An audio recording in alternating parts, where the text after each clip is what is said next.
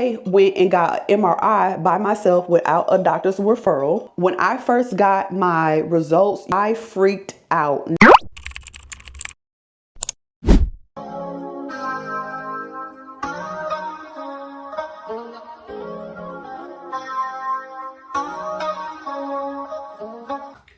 What's up, y'all? Welcome back to another vlog. My name is Dose of Tempest. If you are new here, welcome. And if you are returning, hey girl. So in today's vlog, we are getting outside. I am doing something to my hair. It's about 91 degrees and it's very humid. But while I do my hair, I wanted to touch base on my Dallas trip. If you have not watched that Dallas trip, please, girl, go back and watch it. I received some interesting news. I got an MRI on my own, meaning I did not get a doctor's referral.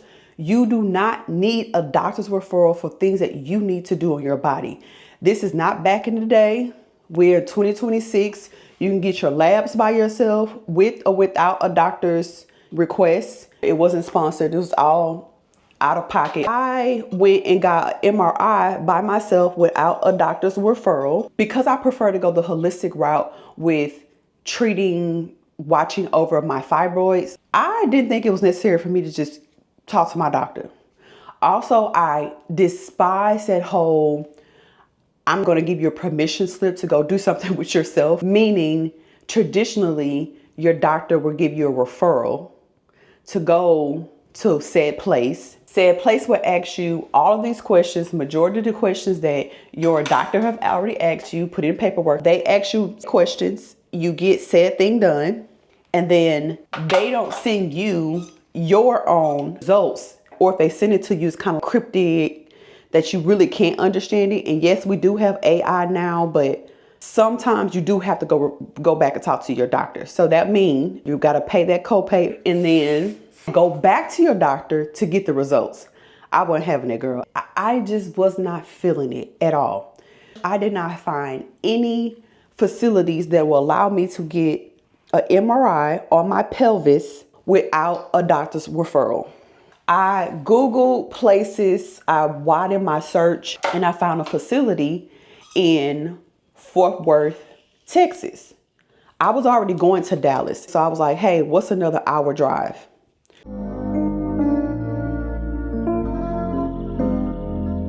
About my experience from the time that I called, asked questions, when I got there, everything cool. So I'm not gonna lie, they did double check and say, hey, you sure you don't want us to send these to anyone? And I was like, no, but they gave me a disc. So if I want to, I can share that with my doctor.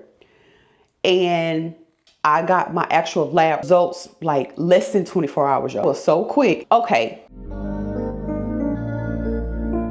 My results show that I have more than 10 fibroids. Now, when I first got my results, y'all, I freaked out, not gonna lie. Only because I got a ultrasound. It said that I had 7 fibroids. 7 in the, did 2 type of ultrasounds. So it's one like go onto your stomach and then transvaginal. Granted, I do realize that the size of the fibroids do change over time, but a couple months plus, I know that if I were to go get surgery, the right doctor would prefer me to have an MRI, at least to truly see where the fibroids are at and their blood supply. Bam. Anyway, that's kind of the reason why you prefer one to get an MRI. I'm not sure if I want to get surgery again.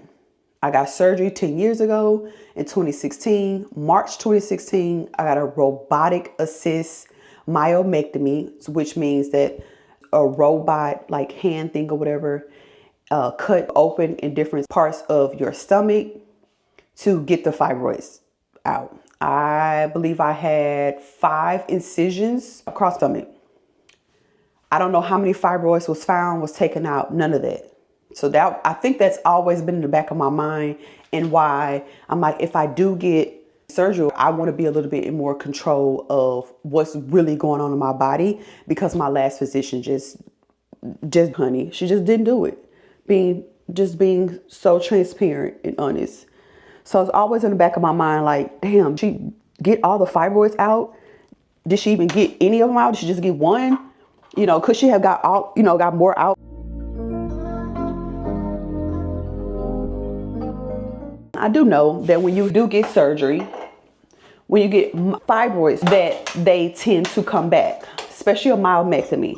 I understand that now, but back then, 10 years ago, it was explained to me completely different, girl. It was explained to me that you only have to get surgery one time and you don't have to worry about it no more because the fibroid's not coming back. So that's how I remember the conversation. Anywho, girl, okay. My MRI. I got my MRI results, and although it was confirmation, I got those results. It was just too many feelings, emotions, and I threatened, like, I'm not gonna share it on camera. But hopefully y'all don't have to go through what I go through. You know what I'm saying? So that's why I share. So with those 10 plus fibroids, the crazy thing is that I feel better than I did back then. So a part of me kind of feel like, well, back then, did you have way more than 10 fibroids? You know what I'm saying? But like I said, I would never know because I have any means to any of that information. I even went back to the hospital that I got my surgery done at, and there was no records. So I'm just going from ground zero. And for me, I think I pressed a little bit more for multiple reasons. One, lately, my bladder hurts in the morning. And when I say hurts, it's like that I can't contain or hold my urine or as much urine as I do during the day. So when I get up in the morning, I go to the restrooms at least 3 times before I just feel like I'm empty. I hope that made sense. So that would make me feel like, ooh, I think something else is going on with the fibroids or whatever. Let me go get them checked out. And because I want to stay empowered with what's going on in my body, that's why I did not do a doctor's referral and all that other stuff. Because, girl, you ain't gonna do nothing. Just push me to have surgery. I don't know if I want to have surgery at this moment, especially if it's not going to hinder pregnancy, which y'all, I don't even know if I'm there. I know plenty women that discovered they had fibroids while they were pregnant and or already knew they had fibroids while they were pregnant, and nothing happened. No, I had almost every doctor tell me, maybe with the exception of one, doctor tell me that I wouldn't have a sustainable quality life if I didn't have surgery. So although I received my ultrasound results and they were confirming some of the things that I was feeling in terms of, I know that the fibroids are there, no matter if they are degenerated, like hard, or like dying, maybe harder to get rid of, and maybe just stable because of the type of fibroids I had. I just love right now that I have more peace of mind on fibroids in my body. Oh, wait, let's do this. Let's go back and forth. All right. I wanna see you go back, forth and forth. Now, speaking about going back and forth on some Aaliyah tip, because of my MRI results and really understanding now that I have over 10 fibroids, your girl needs to take it back to the basics. So we are starting a series called To the Basics. So yes, I'm gonna resetting my body, how I am working more so within and out to ensure that I stabilize any of my issues, try to decrease heavy bleeding when I have my cycle, and hopefully there's a chance for me to shrink my fibroids. I think over 10, I don't want to say 10 years, I want to say over a 6-year span, I think I finally come to realization that I may not ever be able to get rid of my fibroids.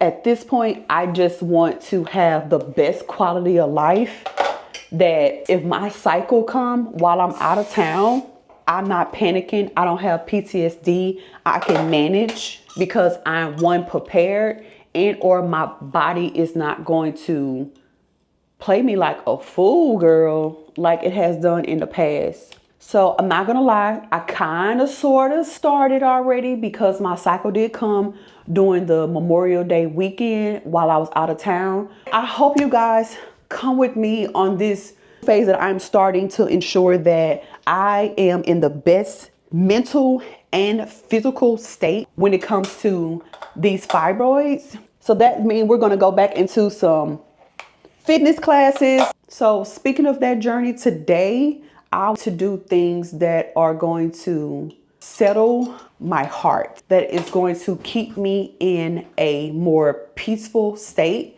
And that's my babies. So I'm going to go with my sister and the kids because the older kid, he is out for summer school. So we're so excited he's back. And we can go do some things, some kid-friendly stuff. I don't know, go see what Houston has to offer today. It is hot. So yeah, y'all say, just come with me on this journey because some days it's gonna be good, motivational. I'll have joy, I'll have energy, I'll have all the things I need to have to be at peace. And then some other days are going to try to attack my nervous system, which raises my cortisol, which is bad. Because raising my cortisol will raise my inflammation, which means it will feed into the growth of the fibroids, and we don't want that at all. Okay, so let me finish curling my hair and then we'll pick back up. Okay.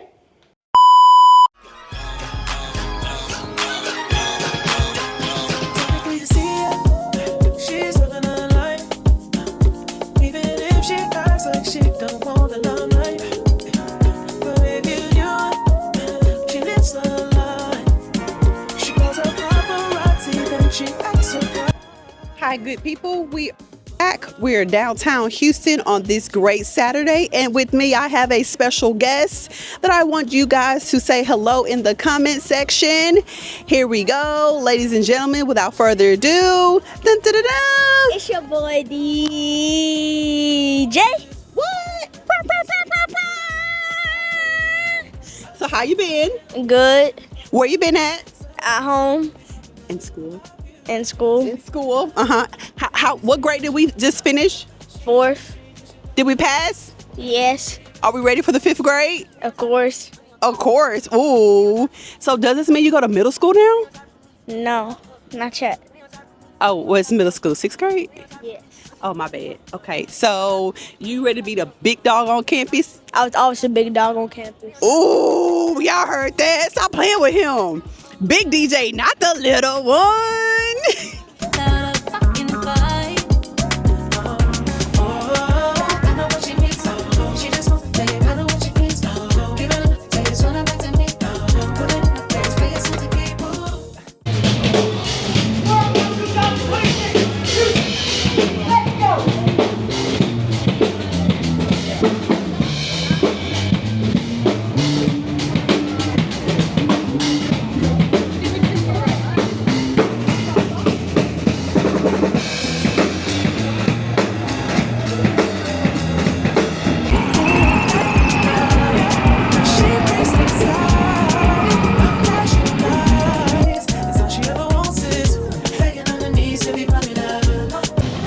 I know one thing this summer, I'm not gonna be outside like this.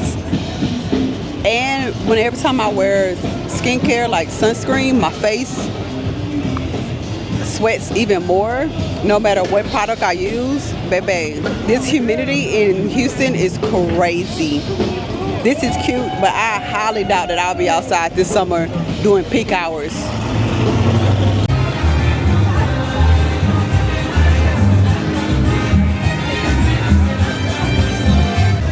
Go ahead and do it now. She ain't living check to check. Her ass getting fatter now. She in the gym eating better now.